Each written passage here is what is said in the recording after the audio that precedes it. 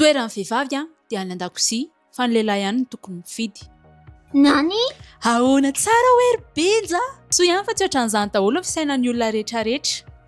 Ianareo izao rehefa miresaka fifidianana dia mety ohatran'ity olona anankiray ity fandraisana anjara na ohatran'izao koa ny eritreretinareo mandeha ny tsy fahatomombanana na ihany koa efa naherinareo na ianareo mihitsy ilay olona miteny ohatran'ity.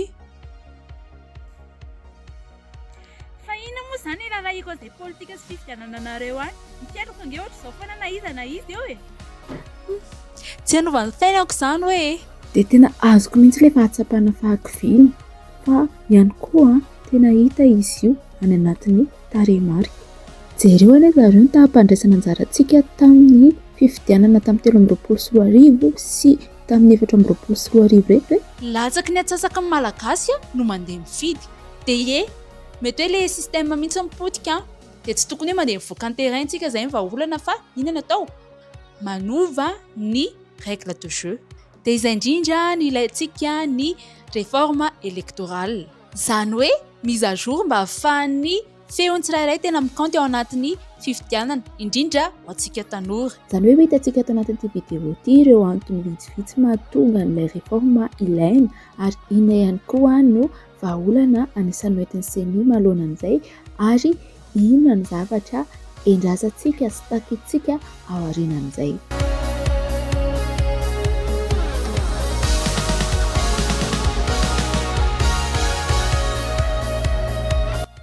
Anisan'ny tena olana be mahatonga ny crise eto amin'ny firenena ny fadisoa ny zavatra nataontsika tamin'ny fifidianana. Maro ny kritika, maro ny zavatra tsy nandeha tamin'ny ara-dalàna. tamin'ny fifidianana solombavam-bahoaka farany 1500 ny requête tonga tao amin'ny HCC en moyenne zany requête roa isaky ny candidat io le izy dikan'izany hoe nisy tsy tomomba no anatin'ny lalànao Misy hoe fanilokiliana, misy ihany koa ny hoe fanavakavana, tsy fanaovana tsintsinina ny zoan'ny sasany. misy ny olona manana fahasembanana tsy maintsy mandeha mifidy any amin'ny toerana ambony étage any amina sekoly fianarana ohatra. eo ihany koa ny tsy fanajana ny fitsipoka mandalana mahakasika an'izay fifidianana izay. Ny tanora tsy nifidy maro be ny olona tsy afaka nifidy dia misy zavatra mila tsarana be ao mba hisorohana ny alabato. Ity zavatra ity tena efa diso fantatritsika loatra hoe mahery ny 500 isan-jato, mahery ny 80 isan-jato. Ny polony eto Madagasikara dia tafiditra ao anatin'izay sokajy sy ny tanora izay. Kanefa jereo ity statistique ity fa tena hoe latsaky ny moyenne koa isika ao anatin'izay participation izay. Ny antony mahatonga ny tanora tsy mifidy, ny antony voalohany angamba ny tena ohatran'ny faniliana ny tanora ao anatin'ny fanapahan-kevitra sy fandraisana andraikitra eo anivon'ny fiarahamonina malagasy. Peko mihitsy ny alaitsika saretsaina ohatrany hoe marto sy fantsika dia vao misy hevitra ny tanora dia izany ve dia lasa sakana ao antsika izay zavatra izay. Ohatran'ny misy mametraka foana hoe ny ray aman-dreny no tena manapa-kevitra dia mbola mitaratra ihany zay misehatra politika na fanapahan-kevitra na hoe fifidianana na fandraisana andraikitra amin'ny fiainam-pirenena amin'ny ankapobeny. Fa atao anatin'izay ny senia dia anisan'ny mitondra vahaolana koa dia izay no jerentsika ato anatin'ity fanazavana fohifohy lavalava ity. Dia tafiditra ao anatin'izay ny atrikasa savarananjo ny tanjona ao anatin'izy io dia mba ahafahana mamakafaka tsara ireo olana izay nisy nandritra ny fifidianana ny fanesy rehetrarehetra izay nitanterahany seniatra amin'izay. Tsy dia ny tseny ihany ny tena fototry ny olana fa tompona andraikitra daholo izay rehetra mpisehatra tao anatin'ny fifidianana hatrany amin'ny président Fokontany nisy olana any amin'ny district ny SRMV ka hatraty amin'ny faratampony maromaro ny loha hevitra ny dinina tato teo amin'ny 120 teo. Tahaka ny mikasika ny aria amin'ny fiandohana dia ny mahakasika ny lisam-pifidianana, ny fomba fandrafetana ny lisam-pifidianana, ny mahakasika ny fampelezan-kevitra, ny mahakasika ireo fizotry ny fandatsaham-bato, ny mahakasika ihany koa ireo fikirakirana ara-pifidianana, ny olana sedrainy, ny amin'ny fandikan-dalàna sy ny fifanololana ara-pitsarana.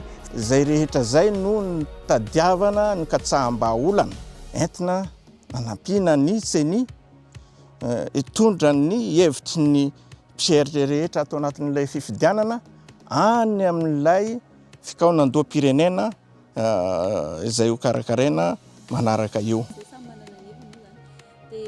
Zavatra tena andrasana dia zao ho fampandraisana anjara ho an'ny rehetrarehetra mihitsy. Tsy hoe fanovana olona korona fa fanovana ny fitsipika.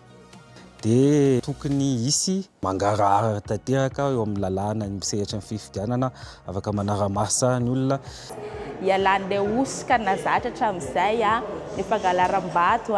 Ny fampandraisana andraikitra, ny mpisehatra tsirairay. Aleontsika samy mitazona ny andraikitra nanantsika.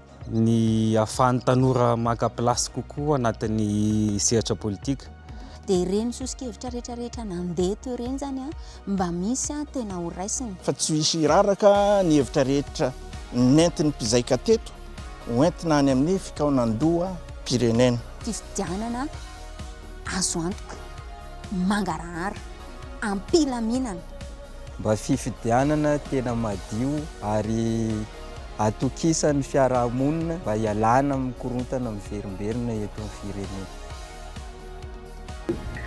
Za zany mahita hoe ny tanora eto Madagasikara manana créativité tsika fa mila mivondrona. Rehefa mahita ny zava-misy eto amin'ny firenena dia sarotra be zany ny andro olona hanova zavatra fa ny tena izay matsapa n'ilay zavatra tsy mety mihitsy no mirotsaka atsehatra ary mitondra ny hevitra amin'izay fanovana zay.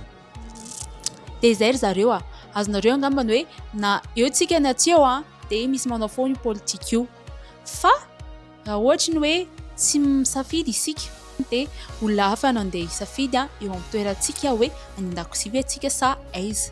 Dia ity réforme électorale ity dia anisan'ny ataoko hoe chance anankiray fa tsika indray makany le contrôle. Dia efa hitanareo tao anatin'ny vidéo teo aloha sy mbola ho hitanareo atao amin'dao ikozy hoe andao isika hifidy zareo.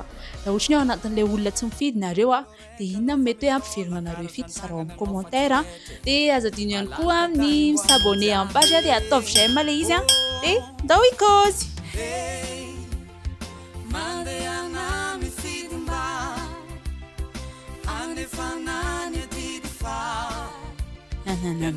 Tsy haiko ilay izy amin'ny teny malagasy reto marina mafy. Bref. Ndao ikozy. Ndao ikozy. Ndao ikozy.